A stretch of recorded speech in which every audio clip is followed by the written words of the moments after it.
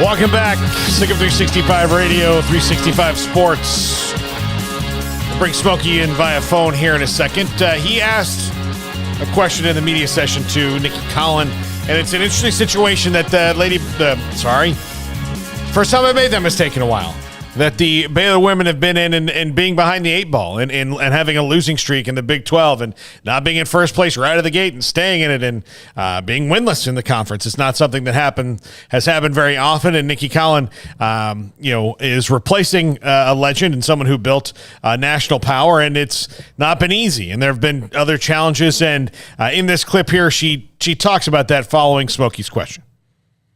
The team hasn't lost much. And are you worried about where they are in their psyche of kind of things piling up on them right now? Because this is obviously new territory for them. And how, this is when you kind of dig even deeper, right? Yeah. I mean, let's be honest. Like, there's a weight of expectations, here.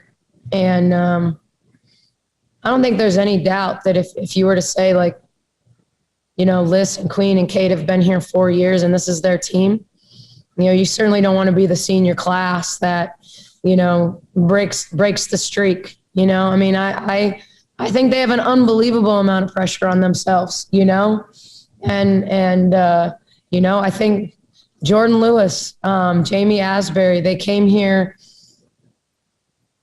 to do something they hadn't done before. And, you've seen such success with Chloe and Taya and Dejanay, and Jordan was kind of that next player that was coming as that grad transfer. And I think they put a lot of pressure on themselves. I think my job is to help take that pressure off them. But let's not pretend that, that the pressure isn't like weighted on my shoulders, but I'm going to keep getting up and keep pushing and keep challenging and keep loving on these guys. This is a good group of players. We got to keep getting better as a team. We've still got a bunch of really good individual players, but we got to keep making the right play. And I think late in the game, we tried too hard to make a play and not make the right play. And that seems so simple. But it's that whole idea of like, I want to be that guy, I want to be the guy that makes the play right here when the play is to make the reverse pass to the next action. It's to post harder than you've ever posted, because you can't let the seal break. If we're gonna shove the ball into the post, we gotta not let them release and get around us. And so there's just little things. There's little things like that. Absolutely. I think there's a lot of pressure on those guys, and but to me, it's about continuing to figure out little ways to keep getting better. Little ways to keep getting better, getting better every day, getting over the hump. I just think that the game is absolutely mental. So sometimes it takes just getting over the hump. And now, I mean, I'm going to say it, like, we've lost 3 of our last 4. We lost to Michigan going into the break. We beat North Texas, and now, they've all been spread out. It's been over a month now, but, it's been hard to get on a roll with break and then COVID and all these other things. So, they just need to keep challenging each other and keep believing in each other, because they know that they're capable of beating that team. And they know that they're capable of beating Kansas State. I said from the beginning, you can give up 30. You can give up 30 to Coca-Cola and still beat Kansas State. Iowa State proved it. They gave up 38 and found a way to win at the end. But they banked the 3 in. They had a kid make her first 3 of the season, and then they banked the 3 in for their last 6 points. So sometimes you need to be touched by the basketball gods. And, if this team keeps working, sometimes people say I'd rather be lucky than good. Like, I think you make your luck. I think you create your luck. I think you work to the point that you don't need luck, and I don't think anybody's going to hand anything to this team. I mean, I know in some ways our players feel like, oh, well, we're never going to get calls because we're Baylor and they expect us to play through those. I think we got enough fouls called today. I just think we need to understand that we got to go up and get 3-point plays when we drive and not expect a whistle. And then when it comes, just go make a free throw and get a 3-point play.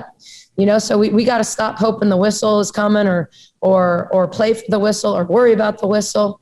And I thought we did a lot of that at times today. I think Liz had some 3-point plays. Queen had a couple. Just go make simple plays. Go make simple plays. We don't need to complicate things. We don't need to shoot fadeaways. We don't need to shoot step backs. We need to straight line drive the ball to the rim. We need to throw it in the post. We need to kick it to open shooters, and just believe in one another. And then competitively, we got to guard. We've got to decide that it's not good enough. It's not good enough against a team that takes this many threes and makes 10 a game that we're going to give up 14. We just shouldn't have. We just shouldn't have. And that's a lot of work against this team. It's a lot of work, with really 6 guys that played a lot of minutes. So, we got to get Jaden and K-Mac, to be more effective, when they come in the game, so we can rest those guys and keep them fresh. All right, that's Nicki, Collen on the early season struggles, or the early season Big 12 struggles. David Smoak joins us now, and Smokey, it is a tall task that she has, and I'm not sure anybody kind of expected this, at least at the beginning of the year. No, I still think you have perhaps the best player in the country in Alyssa Smith, and then Queen Egbo last night actually was perhaps what she was near the end of last year. She has really been kind of just not able to do much productivity-wise. Rebounds, yes, but not scoring. So she had a bunch, and they aren't very deep. We know that, but no one's going to feel sorry for them. I mean, this is a conference that all of a sudden, on the day that Kim left for LSU, became wide open, even though everyone thought Baylor would still probably repeat. Vic Schaefer at Texas. Hell, they've lost 2 in a row at home. And so this conference now, there are teams that used to not have any chance at all before the year began that now feel like, hey, maybe we have a chance. And Oklahoma might be one of them. They're scoring a bunch of points. They had 97 the other day. So,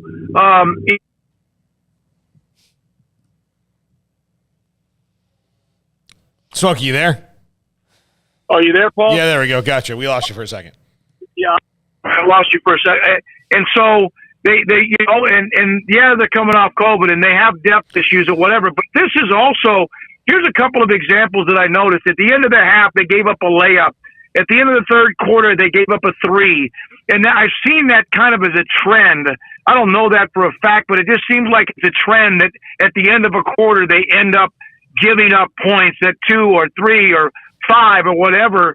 And, they're struggling. And right now they're trying to fit different pieces into a different type of offense. And I don't know. They have Kansas. Hell, Kansas just beat Texas and Austin. So again, I don't know how good Kansas is. I don't know if you guys could tell, but there was no question that you could almost feel like she needed to vent in a way. And I don't know if it helped her or if anyone's listening. No one's going to feel sorry for Baylor, and everyone knew. And Nicki, especially, as Craig said earlier today, she knew what she was getting when she took over that job. But you can kind of feel the pressure mounting right now.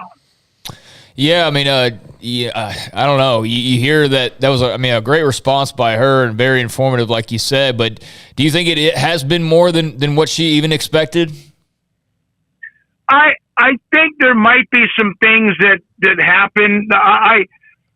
She has a certain way she wants to do things, and she doesn't have all the type of players. But again, I go back to this. When you would have told me at the start of the year with the players they have coming back and the transfers, what they have as far as Jordan Lewis and Asbury, that they would have had enough. Now, they have a depth issue, and that's okay. That's part of the deal. Then on top of that, COVID. So maybe in a couple of games they get their feet underneath of them. But, Alyssa Smith had 30 last night. The problem is they gave up 14 threes. Well, that used to be Baylor's Achilles. They gave up a lot of threes. When somebody had a chance to beat them, it was normally because of Louisville or whoever would just kill them with threes. And so I don't know where that streak is going to go. Maybe they can win 2, 3, 4, 5 games. But right now, They need a win. They don't care who it's against. They just need a win. And maybe it is a little bit more of an uphill climb than she thought when she took the job. But I know this. I traded a text with her last night. She's not by any means like just throwing her hands in the air. She's a tough woman. And I think maybe there are days in which she wonders how big this hill is going to be, but she knew it when she took the job that everyone was going to expect them to win. And she also knew she would be compared to Kim. That's part of the deal. One of the reasons Mac wanted her to take this job was because she seemed to want and was willing to take on that responsibility. And now this is when Nicki's just got to dig even deeper, as do the team. But the leaders on this team, Jordan Lewis had 3 turnovers in the last few minutes of that game. She can't do that. They don't hit the clutch shot. That's part of the difference between winning a game and losing a game. And you wonder if it starts to mount on top of them because of the fact that, they haven't been through this before. 20 years since the last time they started 0-2. So you wonder if that starts to make them press a little bit. And if it does, then it's only going to mount even more. I think the one thing, though, I think that's fair that she didn't expect is I don't think she expected to have this little depth that she wouldn't be able to work with. I mean, they like she said, they had 6 players that played most of the minutes last night. That's not what she expected when she got here. I think that's the one legit surprise. Yeah, and she got a late start. She got here in May. She did hit the transfer portal. They did keep Jordan Lewis, who was coming anyway. They lost a couple of others with the attrition. The freshman Dowda was not going to be able to play. She's at Arkansas. She had the ACL, and there was some attrition. It'd be great to have like Moon Urson on this team who left for LSU, and now she's at Tulane, but you don't. And so, and sometimes you just have to deal with what you have. I remember there was a team that Kim had. It was not too long ago, when she had and she didn't go very deep with her lineup, but they didn't have a lot. They ran through the year, I think, with maybe 6 or 8 players, it seemed like to me. And you just have, right now, Sarah Andrews has to be better. Jordan Lewis have to be better. They're the ones that run the offense. They've got to be better, and they need Queen Egbo to not have one good night. They need Queen Egbo to have many numerous nights. On top of that, whatever you're going to get each night from Alyssa Smith. Yeah, so it's different. It's certainly going to be different. It's going to remain different for them for the rest of the year. I mean, the reinforcements aren't coming. I mean, they're just not. So they're going to have to figure it out on their own. No, they're not. And no one, again, there's a lot of people licking their chops to get back at Baylor after the last 20 years of getting their brains beat in. And so if they see an opening, they're going to absolutely try to make sure they find a way to get through that crack. David Smoak. All right, Smokey, we'll see you tomorrow. Get those minutes on you. All right. Thanks. All right. All right. That's David Smoak, I believe, live from the farm.